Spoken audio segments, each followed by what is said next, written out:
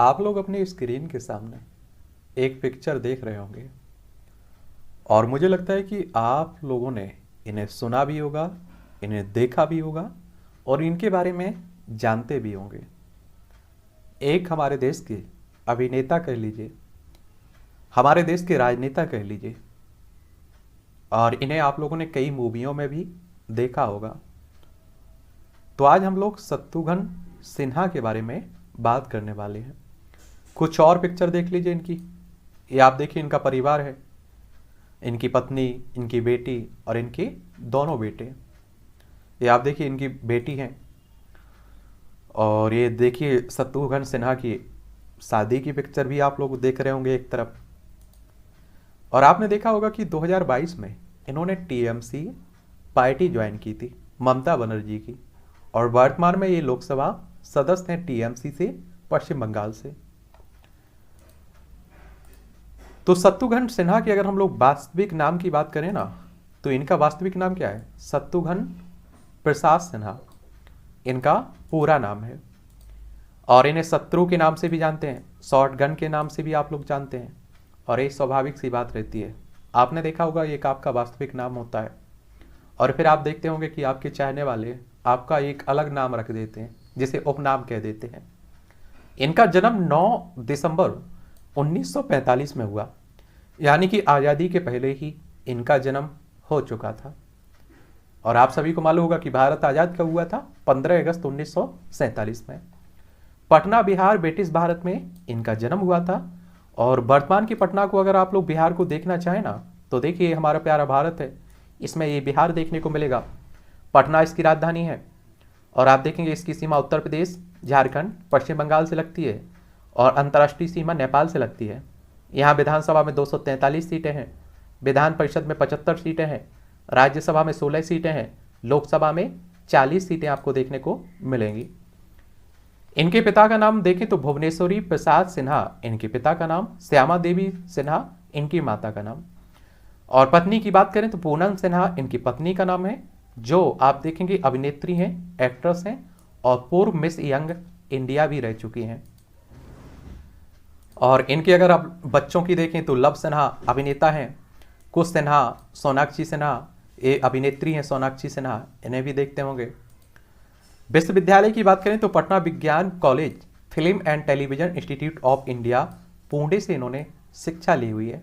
अभिनय में कोर्स किया हुआ है। अभिनेता हैं और पॉलिटिशियन है, एक्टर हैं और राजनीतिज्ञ हैं। इनकी पहली फिल्म कौन सी थी? साजन थी, जो 1969 में आई थी और इसी में फिल्म में डेब्यू किया था। अगर हम लोग इनकी यात्रा की बात करें, राजनीतिक यात्रा की, तो आप देखेंगे 1991 में शत्रुघ्न सिन्हा ने भाजपा में शामिल होते और अपनी राजनीतिक सफर की शुरुआत करते हैं। और भारतीय जनता पार्टी की बात करते तो आप सभी को मालूम है कि 1980 में इसकी स्थापना हुई थी, बीजेपी की। 1992 में नई दिल्ली उपचुनाव में अपने प्रिय मित्र व अभिनेता राजेश खन्ना के खिलाफ चुनाव लड़ा, और जिसमें शत्रुघ्न सिन्हा 25,000 मतों के अंतर से हार गए थे।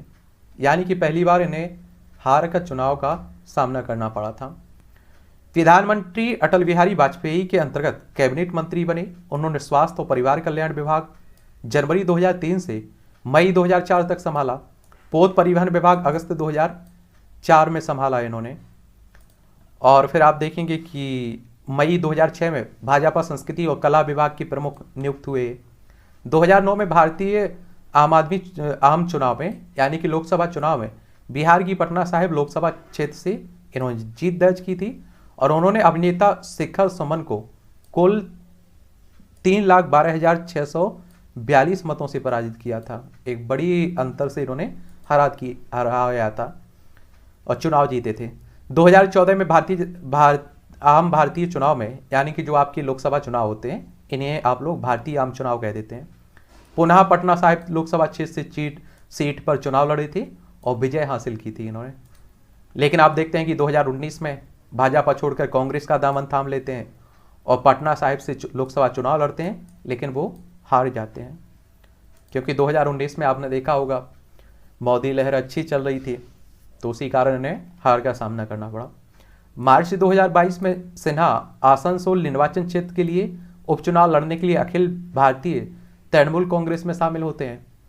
और 16 अप्रैल 2022 को सिन्हा ने भारतीय जनता पार्टी के अग्निमित्र पोल को 3,03,209 मतों के अंतर से हराकर जीत हासिल की थी, एक बड़ी जीत हासिल की थी। और इस जीत में कहा जाता है कि ममता बनर्जी के कारण ये जीत हुई थी। पश्चिम बंगाल की बात करते हैं तो कोलकाता इसकी राजधानी है। और आप देखेंगे कि यहाँ अगर आप लोग विधानसभा सीटों की बात करें तो 294 सीटें हैं, लोकसभा में 42 सीटें हैं, राज्यसभा में 16 सीटें देखने को मिलेंगी। इसकी सीमा उड़ीसा, झारखंड, बिहार, सिक्किम और असम से लगती है। अंतर्राष्ट्रीय सीमा नेपाल, भूटान और बांग्लादेश से लगती है। और आप देखेंगे इन्हें कुछ पुरस्कार भी मिल चुके हैं। 1973 में फिल्म तन्हाई के लिए सर्वश्रेष्ठ सहायक अभिनेता के लिए Bengal film journalist association award से भी सम्मानित किया गया था इन्हें। 2003 में स्टार डस्क पत्रिका द्वारा लाइफ टाइम अचीवमेंट अवार्ड के लिए इन्हें सम्मानित किया गया था। और 2007 में राष्ट्रीय किशोर कुमार सम्मान से भी मिल चुका है इन्हें। 2011 में लाइफ टाइम अचीवमेंट के लिए जी सिने पुरस्कार से भी नवाजा था। 2014 में भारतीय सिनेमा में उत्कृष्ट योगदान के लिए उन्हें आईफा अवार्ड से भी सम्मानित किया गया है। और कुछ इनसे विवाद भी जुड़े हुए हैं। समय समय पर शत्रुघ्न सिन्हा विवाद इस पर बयान भी देते रहते हैं।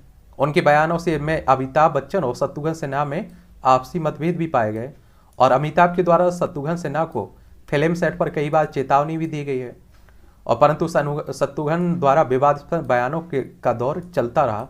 अपनी आत्मकथा एनीथिंग बट खामोश में उन्होंने अमिताभ के साथ अपने कटु अनुभवों को भी साझा किया है।